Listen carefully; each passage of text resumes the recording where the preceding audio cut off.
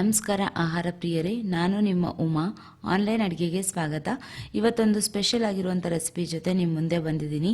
ಇವತ್ತು ತೋರಿಸ್ಕೊಡ್ತಾ ಇರುವಂಥದ್ದು ನೆಲ್ಲಿಕಾಯಿ ಉಪ್ಪಿನಕಾಯಿನೇ ಆ ಥರ ಮಾಡ್ಕೊಳ್ಳೋದು ಅಂತ ಹೇಳಿ ತೋರಿಸ್ಕೊಡ್ತಾ ಇದ್ದೀನಿ.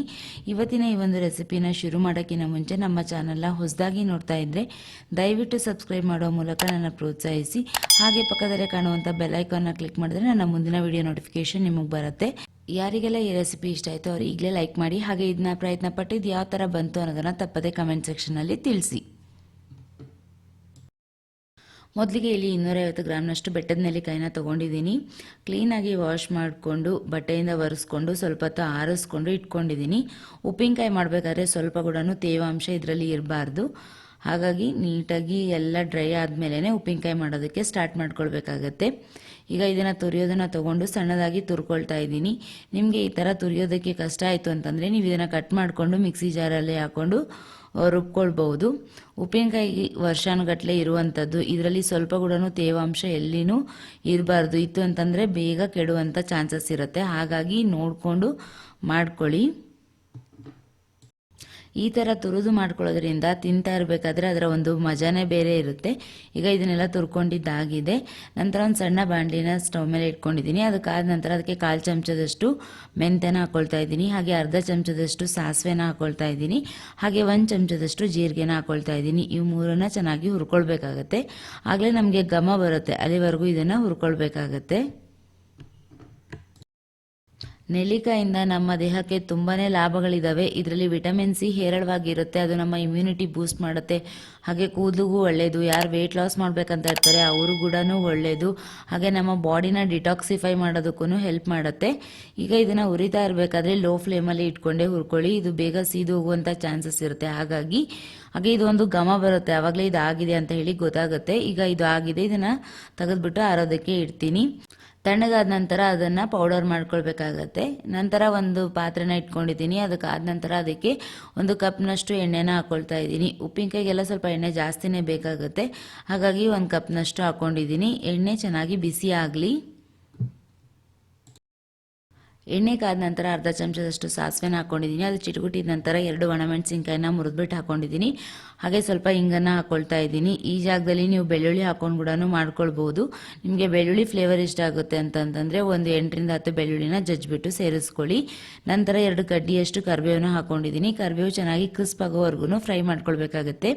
ಇದನ್ನು ನಾವು ವರ್ಷಾನುಗಟ್ಲೆನೂ ಇಟ್ಕೊಳ್ಬೋದು. ಹಾಗಾಗಿ ಕರಿಬೇವನ್ನ ಚೆನ್ನಾಗಿ ಡ್ರೈ ಆಗೋವರೆಗೂ ಫ್ರೈ ಮಾಡ್ಕೊಳ್ಬೇಕಾಗತ್ತೆ. ಇದನ್ನೆಲ್ಲ ಫ್ರೈ ಮಾಡ್ಕೊಂಡ ನಂತರ ಮುಂಚೆನೇ ತುರಿದಿಟ್ಕೊಂಡಿರೋಂಥ ನೆಲ್ಲಿಕಾಯಿ ತುರಿನ ಇದಕ್ಕೆ ಸೇರಿಸ್ಕೊಳ್ತಾ ಇದ್ದೀನಿ.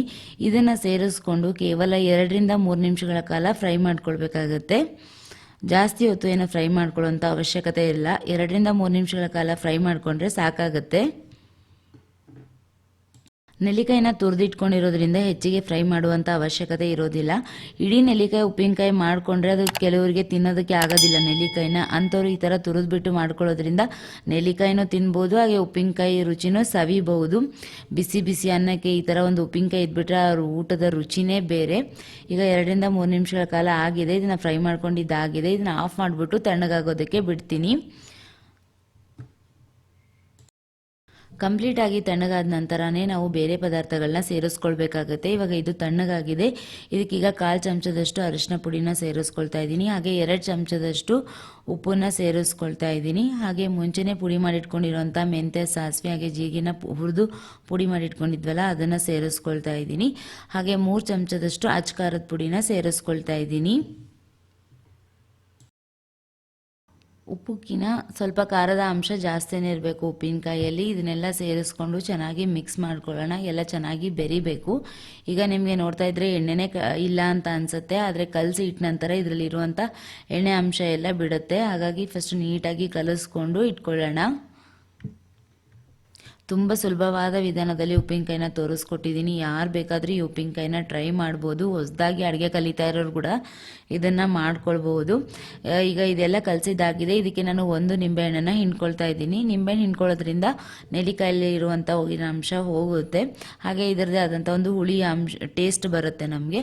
ಹಾಗಾಗಿ 1 ನಿಂಬೆಹಣ್ಣ ಹಿಂಡ್ಕೊಂಡಿದ್ದೀನಿ. ನಿಮಗೆ ಒಂದು ಸ್ವಲ್ಪ ಹುಳಿ ಜಾಸ್ತಿ ಇಷ್ಟ ಆಗುತ್ತೆ ಅಂತಂದರೆ ಇನ್ನೊಂದು ಅರ್ಧ ಹೋಳು ನಿಂಬೆಹಣ್ಣ ಜಾಸ್ತಿ ಹಿಂಡ್ಕೊಳ್ಬೋದು.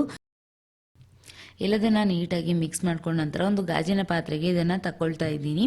ನಿಮ್ಮ ಹತ್ರ ಈ ಥರ ಒಂದು ಗಾಜಿನ ಪಾತ್ರೆ ಇದ್ದರೆ ಇದಕ್ಕೆ ತಗೊಳ್ಬೋದು, ಇಲ್ಲ ಅಂತಂದರೆ ಒಂದು ಗ್ಲಾಸ್ ಬಾಟಲಲ್ಲಿ ತೆಗೆದಿಟ್ಕೊಳ್ಬೋದು, ಇಲ್ಲ ಅಂತಂದರೆ ಉಪ್ಪಿನಕಾಯಿ ಜಾಡಲ್ಲಿ ತೆಗೆದಿಟ್ಕೊಳ್ಬೋದು. ಯಾವುದೇ ರೀತಿಯಾದಂಥ ಸ್ಟೀಲ್ ಬಾಕ್ಸ್ ಹತ್ರನ ಯೂಸ್ ಮಾಡ್ಕೊಳ್ಬಾರ್ದು. ಗಾಜು ಅಥವಾ ಪಿಂಗಾಣಿಯಲ್ಲಿ ನಾವು ತೆಗೆದಿಟ್ಕೊಳ್ಬೋದು. ಈಗ ಇದನ್ನು ಒಂದು ಪ್ಲೇಟ್ನ ಮುಚ್ಚಿಬಿಟ್ಟು 2 ದಿನಗಳ ಕಾಲ ಬಿಡ್ತೀನಿ. ಇದರಲ್ಲಿ ಒಂದು ಸ್ವಲ್ಪ ಕೂಡ ಎಣ್ಣೆ ಇಲ್ದಂಗೆ ನಿಮ್ಗೆ ಅನ್ನಿಸ್ತಾ ಇದೆ. 2 ದಿವಸ ಆದ ನಂತರ ನಿಮಗೆ ತೋರಿಸ್ತಾ ಇದ್ದೀನಿ ನೋಡಿ. ಇದರಲ್ಲಿರುವಂಥ ಎಣ್ಣೆ ಅಂಶ ಎಲ್ಲ ಬಿಟ್ಟು ಎಷ್ಟು ಚೆನ್ನಾಗಾಗಿದೆ ಅಂತ ಹೇಳಿ. ಈಗ ಇದನ್ನು ನೀವು ಟೇಸ್ಟ್ ಮಾಡ್ಕೊಳ್ಬೋದು. ಉಪ್ಪು ಖಾರ ಎಣ್ಣೆ ಏನಾದರೂ ಕಡಿಮೆ ಆಗಿತ್ತು ಅಂತಂದರೆ ಇವಾಗ ಇದನ್ನಲ್ಲಿ ಸೇರಿಸ್ಕೊಳ್ಬೋದು. ಸೇರಿಸ್ಕೊಂಡು ಎಲ್ಲ ನೀಟಾಗಿ ಮಿಕ್ಸ್ ಮಾಡಿಬಿಟ್ಟು ಒಂದು ಗ್ಲಾಸ್ ಬಾಕ್ಸಲ್ಲಿ ತೆಗೆದಿಟ್ಕೊಂಡ್ಬಿಟ್ರೆ ವರ್ಷಾನುಗಟ್ಟಲೆ ಈ ನೆಲ್ಲಿಕಾಯಿ ಉಪ್ಪಿನಕಾಯಿನ ಉಪಯೋಗಿಸ್ಕೊಳ್ಬೋದು. ಆಹಾರ ಪ್ರಿಯರೇ, ನೋಡಿದ್ರಲ್ಲ ಎಷ್ಟು ಸುಲಭವಾದ ವಿಧಾನದಲ್ಲಿ ನಿಮಗೆ ನೆಲ್ಲಿಕಾಯಿ ಉಪ್ಪಿನಕಾಯಿನ ತೋರಿಸ್ಕೊಟ್ಟಿದ್ದೀನಿ. ಇವತ್ತಿನ ಈ ಒಂದು ರೆಸಿಪಿ ನಿಮ್ಮೆಲ್ರಿಗೂ ಇಷ್ಟ ಆಯ್ತು ಅಂತ ಹೇಳಿ ಭಾವಿಸ್ತೀನಿ. ಇಷ್ಟ ಆಗಿದ್ರೆ ಒಂದು ಲೈಕ್ನ ಒತ್ತಿ, ಹಾಗೆ ನಮ್ಮ ಚಾನಲ್ ಹೊಸದಾಗಿ ನೋಡ್ತಾ ಇದ್ದರೆ ದಯವಿಟ್ಟು ಸಬ್ಸ್ಕ್ರೈಬ್ ಮಾಡುವ ಮೂಲಕ ನನ್ನ ಪ್ರೋತ್ಸಾಹಿಸಿ. ಮತ್ತು ಇನ್ನೊಂದು ರುಚಿಕರವಾದ ಅಡುಗೆ ಜೊತೆ ನಿಮ್ಮ ಮುಂದೆ ಬರ್ತೀನಿ. ಅಲ್ಲಿವರೆಗೂ ಧನ್ಯವಾದಗಳು.